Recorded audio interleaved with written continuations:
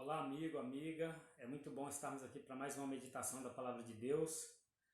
Hoje nós vamos dar continuidade ao assunto do fim do mundo, só que eu gostaria de apresentar esse tema desde a perspectiva bíblica e não desde a perspectiva onde as pessoas estão com medo do fim do mundo, as pessoas estão assustadas, as pessoas estão pensando no apocalipse que vem destruir tudo e todos. Então eu quero apresentar a vocês a ponto de vista bíblico sobre o fim do mundo.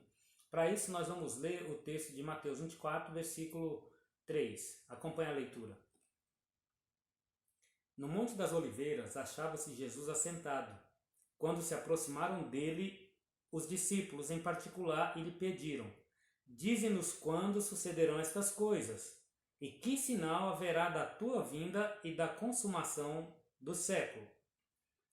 Veja que o texto que nós estamos lendo agora é o mesmo texto que eu mencionei na meditação anterior. Só que lá foi dito por Lucas e aqui foi dito por Mateus. Mateus tem o cuidado de apresentar a pergunta dos discípulos vinculada com a vinda de Cristo. Então os discípulos, na verdade, perguntaram: haverá algum sinal do fim do mundo e da tua vinda? Veja que o fim do mundo, segundo o conceito bíblico, está relacionado com a vinda de Cristo. Logo, é simples deduzir que o mundo só acabará quando Cristo retornará a esse mundo. Então pensemos no seguinte: se Cristo virá a esse mundo e esse mundo vai chegar ao seu fim, então não estamos falando de algo catastrófico, estamos falando de algo cheio de esperança, porque a presença de Cristo, por essa ocasião, nos traz esperança, nos traz alegria, porque onde Cristo está, o ambiente é transformado.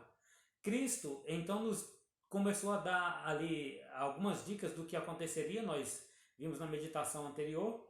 Ele menciona pelo menos 5 sinais que antecederiam o fim do mundo, ou nesse caso, que antecederiam a sua vinda.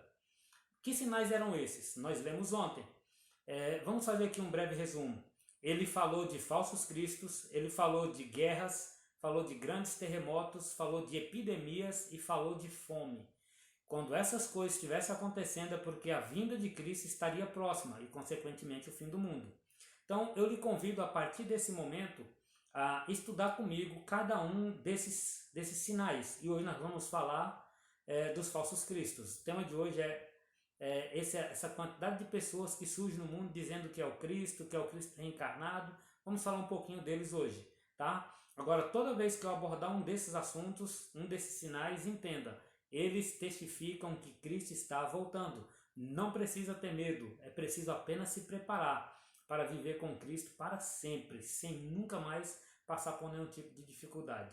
Mas vamos falar dos falsos cristos. Eu fiz aqui algumas anotações e eu encontrei um site chamado Gospel Prime. Esse site, no dia 15 de agosto de 2013, ele colocou uma matéria com um título muito interessante. O título era o seguinte: os falsos cristos mais famosos da história. E eu pude observar ali, ler um pouco de cada um desses falsos cristos, e eu pude ali catalogar 26 falsos cristos que surgiram ao longo da história. Esses são os mais famosos, mas existem outros, tá? Entre eles nós temos José Luiz de Jesus Miranda. Esse dizia ser o Cristo reencarnado e dizia que teve uma revelação que no dia 30 de junho de 2012 o corpo dele passaria por um processo de transformação, proporcionando a ele a possibilidade ou a graça de nunca mais morrer. Ele viveria eternamente. Bem, infelizmente essa predição feita por ele, ela não se cumpriu, porque no dia 8 de agosto de 2013 foi anunciada a sua morte. Embora a morte dele não tenha sido comprovada de forma oficial, o fato é que a partir de então ele desapareceu das mídias e ninguém nunca mais o viu. Mas José Luiz de Jesus Miranda não foi o único falso Cristo. Nós temos um outro muito interessante. Ele era um inglês chamado John Nicholson. John Nicholson dizia também ser o Cristo reencarnado. Ele conseguiu muitos seguidores e finalmente ele morreu. Morreu no ano de 1938. A diferença de José Luiz de Jesus Miranda e de John Nicholson é que eles morreram e continuam mortos, enquanto que o verdadeiro Cristo morreu, ressuscitou e promete retornar. Mas vamos a um outro bem conhecido de todos nós, o Henri Cristo. Certamente você já ouviu falar dele, né? O Henrique Cristo é um astrólogo brasileiro que tem sua residência em Brasília e ele também diz que é o Cristo reencarnado. Ele, inclusive, diz que a cidade de Brasília, onde ele mora atualmente, é a Nova Jerusalém descrita no Apocalipse. Bem, quando nós conhecemos as Escrituras, nós não temos dúvida. Todos esses que apareceram dizendo que são o Cristo reencarnado, na verdade apenas estão se cumprindo a profecia dada pelo próprio Cristo, pelo próprio Jesus, de que apareceriam muitos dizendo que seria ele e enganariam muitas pessoas, conseguiriam muitos adeptos. E é essa cena que nós podemos presenciar, embora fiquemos tristes, né, com essa situação. Então, como eu disse anteriormente, são 26 que eu cataloguei entre os mais famosos. É interessante que só no século XXI já surgiram 3 falsos cristos. 3 falsos cristos.